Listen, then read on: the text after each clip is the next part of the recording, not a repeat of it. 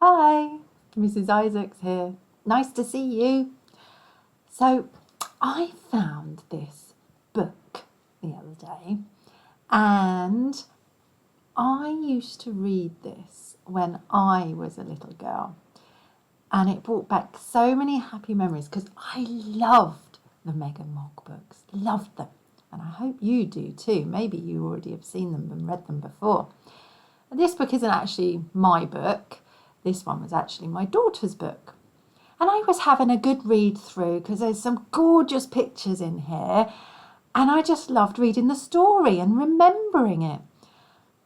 But do you know what I noticed? There's something missing throughout this whole book. There's something missing. I want you to follow along with this story. Enjoy the story and the pictures, definitely. Get settled, get comfy and get ready to listen. But see if you can find what's missing from the writing inside this book. So this book is called Meg and Mog. And as we can see here, if we open up the book, this is the title page of the book. Here's the title again, Meg and Mog. And here's a picture of Meg and Mog. I wonder which one's is which. Do you know? I think the witch was Meg, and I think the cat was Mog. Can you remember? Do you know? And Meg and Mog is by Helen, Nicole, and Jan Pienkowski. So those are the authors of the book. And they're the people that wrote the book. Are we ready? Here we go. Once upon a time, there was a witch called Meg. Look at that lovely, colourful picture.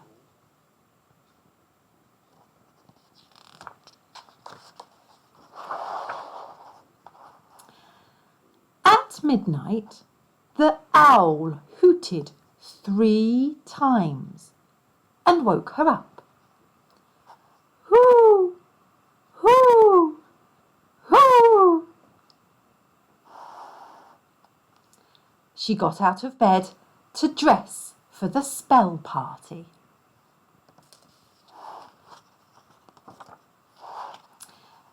She put on her black stockings, her big black shoes, her long black cloak, and her tall hat.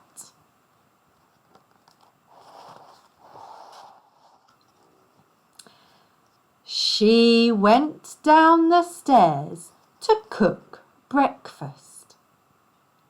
Look, can you see what the author has chosen to do with the writing here?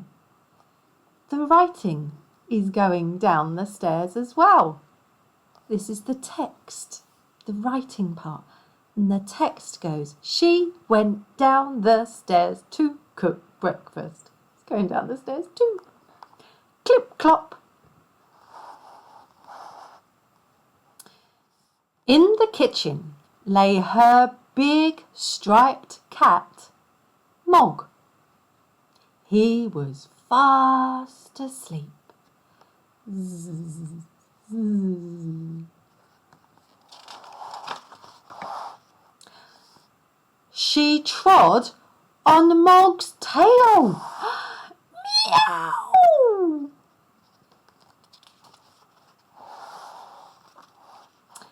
She took out of her cupboard 3 eggs, bread, cocoa, milk, a kipper, which is a type of fish, and jam.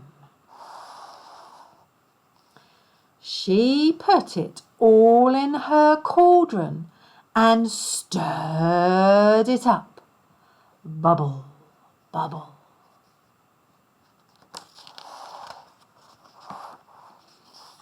Mmm, yum, yum. Purr.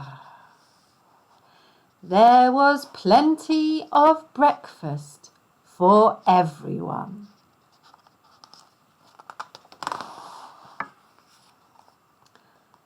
At 1 o'clock, and look, here on the clock, here's the hour hand. The little hand is the hour hand, and it's pointing to the first, or what would be the first number, which is the number 1.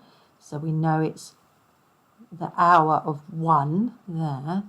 And look at the minute hand, the long hand pointing up. That means it's no minutes past the hour yet. It's o'clock. So that must mean it's 1 o'clock. At 1 o'clock, she got her broomstick and her cauldron and a spider. And she flew up the chimney with Mog.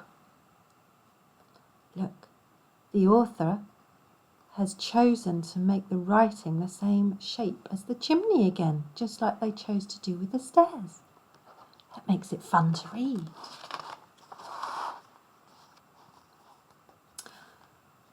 Up in the sky, she met her friends going to the party. Who have we got here? We've got Jess, Bess, Tess and Cress. Have you noticed something about their names? Shall I say them again? Jess, Bess, Tess and Cress. They all rhyme, don't they? Sorry about the printer noise in the background. Okay, you ready? They landed on a hill in the moonlight to make the spell. Each of them had brought something to put in the cauldron.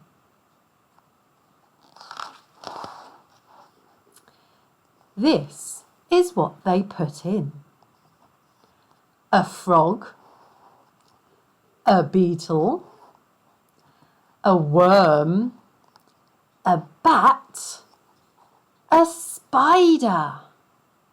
Can you remember who brought the spider? It was Meg, wasn't it?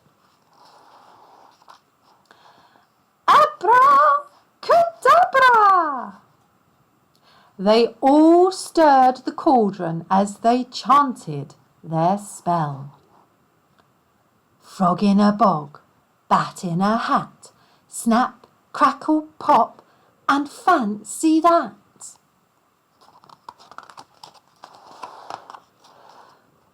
Boom!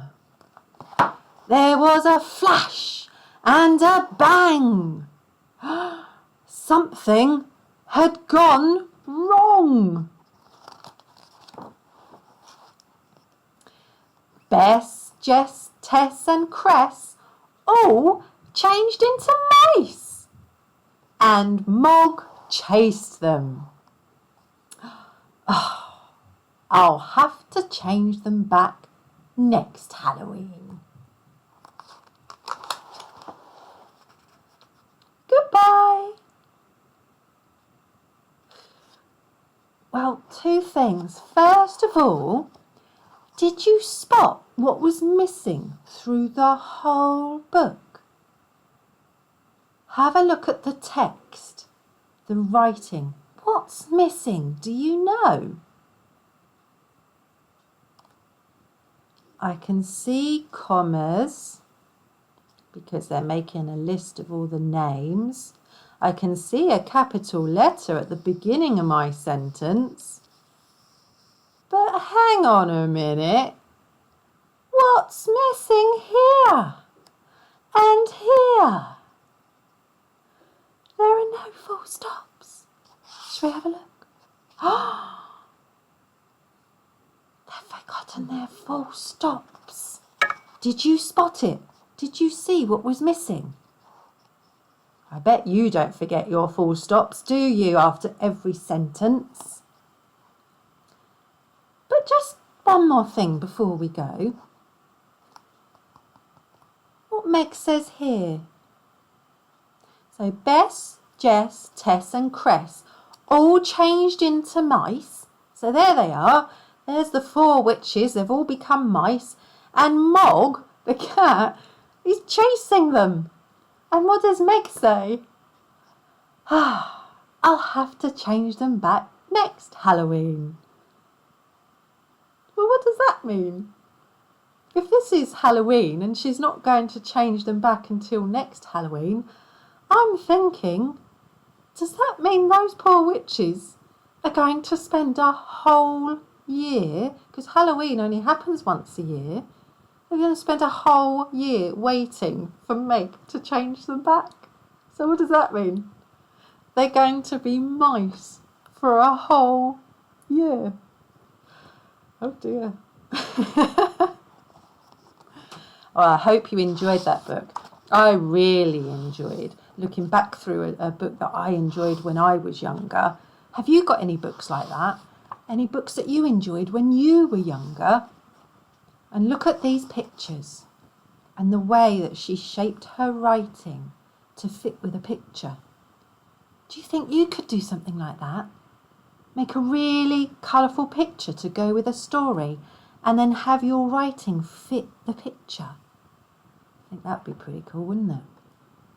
Have a great day. See you again soon. Bye.